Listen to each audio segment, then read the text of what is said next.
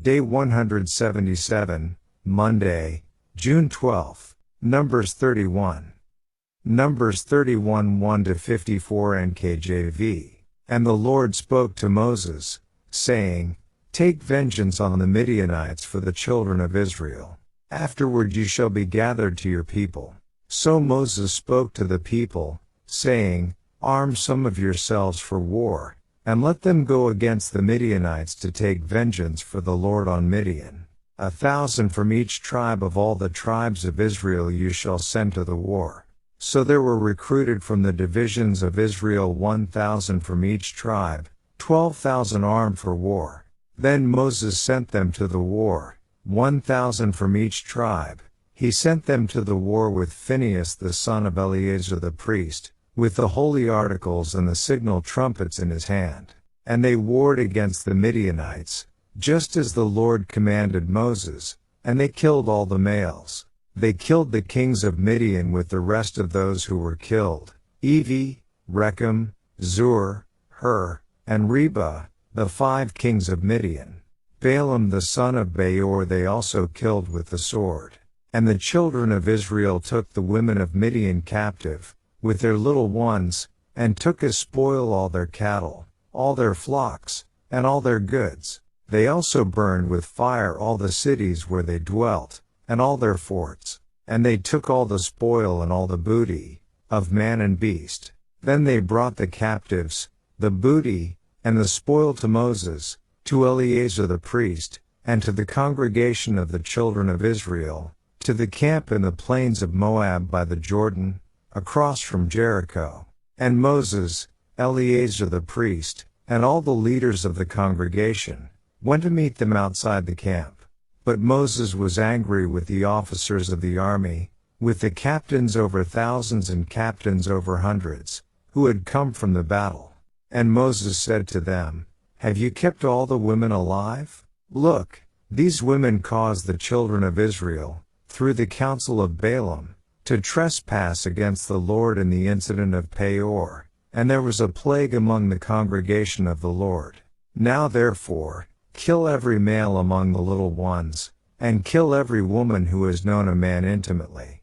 But keep alive for yourselves all the young girls who have not known a man intimately. And as for you, remain outside the camp 7 days, whoever has killed any person, and whoever has touched any slain, purify yourselves and your captives on the 3rd day and on the 7th day. Purify every garment, everything made of leather, everything woven of goat's hair, and everything made of wood. Then Eleazar the priest said to the men of war who had gone to the battle, This is the ordinance of the law which the Lord commanded Moses. Only the gold, the silver, the bronze, the iron, the tin, and the lead, everything that can endure fire, you shall put through the fire, and it shall be clean, and it shall be purified with the water of purification. But all that cannot endure fire you shall put through water. And you shall wash your clothes on the 7th day and be clean, and afterward you may come into the camp. Now the Lord spoke to Moses, saying, Count up the plunder that was taken, of man and beast, you and Eleazar the priest and the chief fathers of the congregation, and divide the plunder into 2 parts, between those who took part in the war, who went out to battle, and all the congregation. And levy a tribute for the Lord on the men of war who went out to battle, 1 of every 500 of the persons, the cattle, the donkeys, and the sheep. Take it from their half, and give it to Eleazar the priest as a heave offering to the Lord. And from the children of Israel's half you shall take 1 of every 50, drawn from the persons, the cattle, the donkeys, and the sheep, from all the livestock, and give them to the Levites who keep charge of the tabernacle of the Lord. So Moses and Eleazar the priest did as the Lord commanded Moses. The booty remaining from the plunder, which the men of war had taken, was 675,000 sheep, 72,000 cattle, 61,000 donkeys, and 32,000 persons in all, of women who had not known a man intimately. And the half, the portion for those who had gone out to war, was in number 337,500 sheep, and the Lord's tribute of the sheep was 675. The cattle were 36,000, of which the Lord's tribute was 72. The donkeys were 30,500, of which the Lord's tribute was 61. The persons were 16,000, of which the Lord's tribute was 32 persons.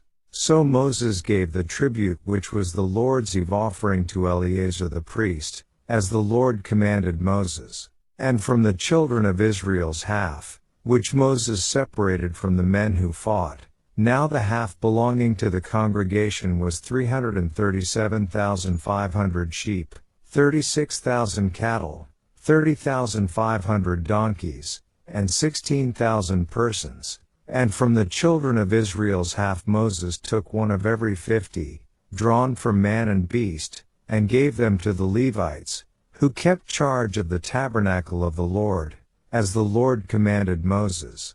Then the officers who were over thousands of the army, the captains of thousands and captains of hundreds, came near to Moses, and they said to Moses, "Your servants have taken account of the men of war who are under our command, and not a man of us is missing. Therefore we have brought an offering for the Lord, what every man found of ornaments of gold, armlets and bracelets and signet rings and earrings and necklaces, to make atonement for ourselves before the Lord." So Moses and Eleazar the priest received the gold from them, all the fashioned ornaments, and all the gold of the offering that they offered to the Lord, from the captains of thousands and captains of hundreds, was 16,750 shekels. The men of war had taken spoil, every man for himself, and Moses and Eleazar the priest received the gold from the captains of thousands and of hundreds, and brought it into the tabernacle of meeting as a memorial for the children of Israel before the Lord. Daily Deep Dive. The UCG reading programs brings out a number of interesting points to ponder as we begin today's reading. As the last task to perform before Moses' death, God commands him to take vengeance on the Midianites because they, with the Moabites, deliberately set out to destroy the Israelites through their idolatrous religious practices. Furthermore, making a stark example of the Midianites and destroying them would serve as a deterrent to future apostasy. Incredibly, not a single Israelite dies in the war, moving their leaders to make a special offering. The officers over thousands, etc., come to Moses to make a voluntary offering to God to cover everything, an atonement offering. Verses 48 to 50. God is with Israel in this righteous battle, signified by the fact that Phinehas also goes to war with the Ark of the Covenant and the 2 silver trumpets. It is God who gives them the victory. Interestingly, verse 8 mentions that one of the men who was slain in the war was Zur. This Zur was apparently one of the instigators of the plot to bring false worship to Israel. Indeed, it was his daughter, Cosbi, that Zimri had brazenly paraded before the congregation of Israel before they were both slain by Phinehas. Numbers 25:14-15. In verse 9, we see the women of Midian taken captive in the wake of the battle.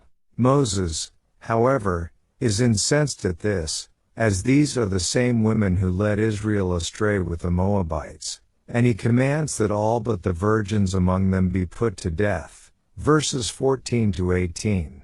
Besides their idolatrous practices, it is also possible that the promiscuous Midianites had sexually transmissible diseases that God wanted to keep out of Israel as well.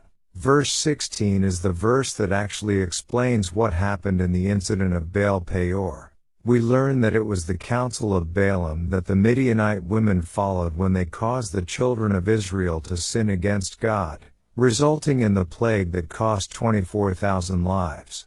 Without this explanation, readers of chapters 22-24 might give Balaam the benefit of the doubt, assuming him to have been a prophet who was following God's will. But note this, Balaam did not die the death of the righteous, as he had so eloquently prayed, Numbers 23:10. Rather, he died by the edge of the sword. being justly put to death along with the Midianites by the Israelites at God's command. Verse 8. So just what lesson can we learn from Balaam? Notice this from the article on him in the Complete Who's Who in the Bible.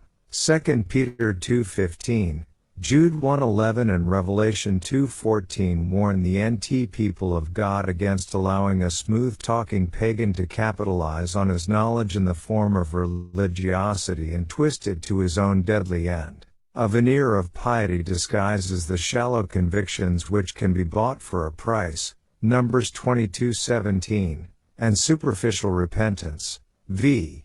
34, which is short-lived. 2 Peter 2:15-16 views Balaam as a man of prophetic talent, but with a desire to use the gifts of God to further his own ends. So, Peter warned of the danger of empty words because they act as a cover for evil desires. The Christian must appreciate that such emptiness of heart will be exposed on Judgment Day, Jude 1:11. For the Apostle John, writing to the compromising church in Pergamum, the worst sin is not actually that of self-deception, because that in the end will be exposed. Rather, Balaam's leading of Balak, and thus Israel, into further spiritual adultery is far worse. And so, the worst of judgments is saved for those who knowingly deceive others. Like Balaam, their sin eventually catches up with them. See Numbers 31:8. Joshua 13:22, Paul D. Gardner, ed. 1995. And, verse 20, things that could not be purified through fire, were purified through washing. If you are struggling at all with this chapter, you may find reading verses 26, 54 easier to read in either the NLT or ERV.